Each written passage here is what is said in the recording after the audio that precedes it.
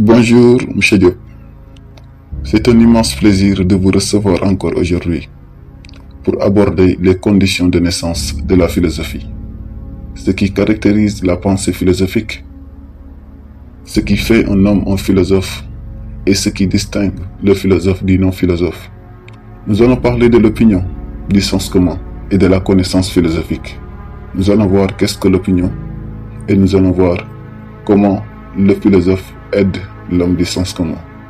Après, M. Diop, ce sera un immense honneur pour nous de nous faire l'apologie de la philosophie, de nous montrer toute la grandeur de la philosophie en nous montrant le rôle que le philosophe peut jouer dans le monde moderne, sa place dans le monde d'aujourd'hui. Donc, M. Diop, quel conseil donnez-vous à ce nouveau candidat qui vient de découvrir la philosophie? Que doit-il savoir? Que doit-il maîtriser fondamentalement avant d'aller au baccalauréat?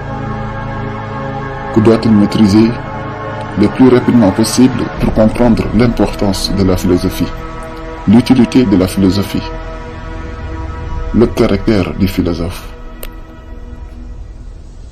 Ce qu'il faut savoir, c'est qu'il n'y a pas une activité plus grande, plus noble, plus pratique, plus efficace que la philosophie. Les philosophes ne poussent pas sur terre comme des champignons, pour reprendre Karl Marx. Ils sont le produit de leur époque. La pensée philosophique est et sera toujours d'actualité. Elle se meut dans l'histoire de manière éternelle en prenant à chaque moment les préoccupations de son temps. Dans un monde technoscientifique, où l'avoir ne cesse de conditionner l'être, où celui qui n'a pas n'est pas, la philosophie garde sa place critique pour moraliser les hommes matérialistes.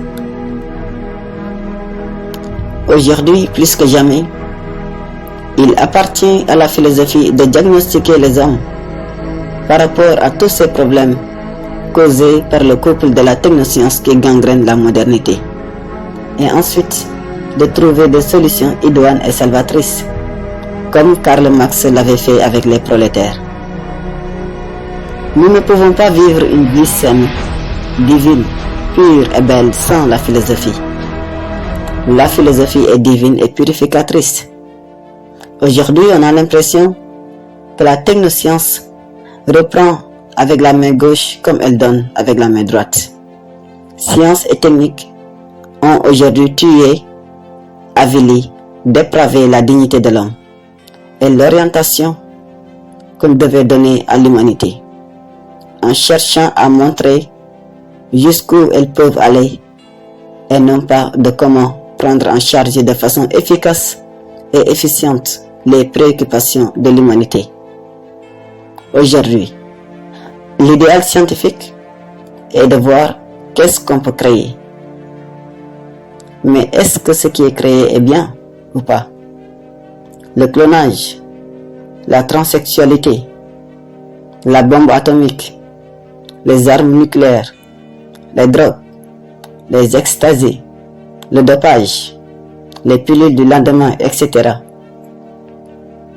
La philosophie est le cœur d'un monde sans cœur, l'âme d'un monde sans âme, la conscience d'un monde sans conscience. Bergson même dira, le monde a grandi matériellement, mais il lui manque un supplément d'âme. C'est ainsi qu'on peut comprendre Maurice Merleau-Ponty lorsqu'il dira, si la philosophie ne change pas le monde, elle est la conscience qui change la conscience qui change le monde. Dans tous les cas, la philosophie doit accompagner la science et la technique. D'où les propos de François Rabelais. Science sans conscience n'est que ruine de l'âme. Autrement dit, le scientifique a besoin du regard critique du philosophe, de la lumière métaphysique de la philosophie pour contourner les dangers épistémologiques. Maintenant, pour revenir sur les conditions de naissance de la philosophie, je ferai appel tout simplement a deux concepts, l'étonnement et le doute. Voilà les deux aptitudes intellectuelles qui poussent l'esprit à philosopher. L'étonnement devant les choses, les phénomènes, et le doute devant les certitudes. D'abord, je vais parler de l'étonnement.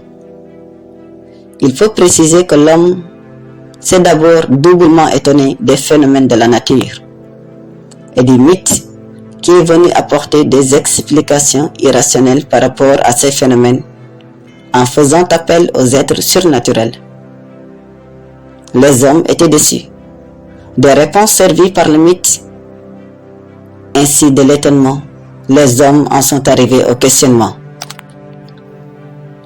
Et c'est du questionnement qu'on en est arrivé à une résolution, à savoir aucune vérité n'est acceptée sans d'abord être soumise à la raison. La raison étant l'unique instance de validation de la vérité. Donc la philosophie est née de l'avènement de la pensée rationnelle. C'est lorsque les hommes ont pris la décision de ne croire que par la raison qu'est née la philosophie, en rompant avec le mythe, la magie et la religion. Les religions anciennes étaient intrinsèquement liées au mythe, qu'il était même difficile d'y établir une frontière. Maintenant, est-ce que la philosophie c'est l'opinion? Est-ce que la philosophie c'est de l'idéologie? Est-ce qu'un philosophe doit croire à l'opinion, à l'esprit idéologique? Bien sûr que non. Pourquoi? Nous allons d'abord voir qu'est-ce que l'opinion. L'opinion ne pense pas. L'opinion a toujours tort. L'opinion, c'est ce que Platon appelle la doxa, c'est-à-dire la pensée du grand nombre, c'est-à-dire tout simplement le sens commun. L'opinion n'utilise pas la raison. C'est ça même qui différencie l'homme du sens commun et le philosophe. L'homme du sens commun pense de manière émotionnelle et sentimentale. Le philosophe, il pense de manière rationnelle. L'opinion est toujours fausse. L'opinion, c'est une forme de connaissance populaire irréfléchie. Et l'homme du sens commun se suffit à l'opinion. Il ne réfléchit jamais par lui-même et pour lui-même.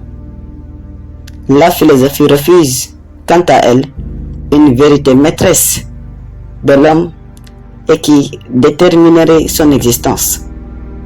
L'acte de philosophie implique donc une réflexion, une remise en question, un questionnement. La philosophie est synonyme de raison.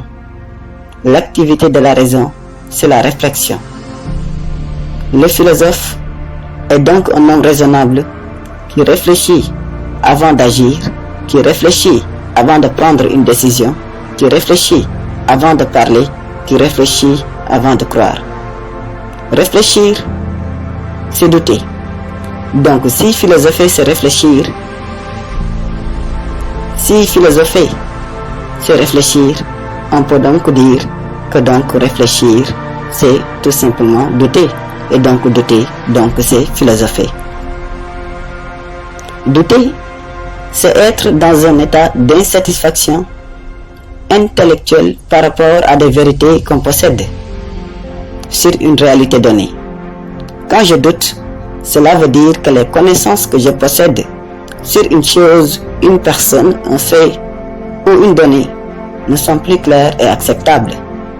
Selon Descartes, le doute est la voie royale qui permet à l'homme d'accéder à la vérité. Selon Socrate, le doute est le commencement de la sagesse.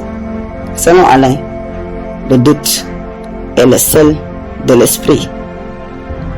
Selon Alain encore, le doute est la clé du savoir.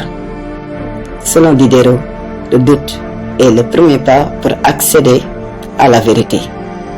Selon Aristote, philosopher, c'est refuser la superficialité pour aller en profondeur. Donc, le philosophe doit douter, comme le disait René Descartes. Je douterai de tout jusqu'à ce que je rencontre quelque chose qui résiste à mon doute.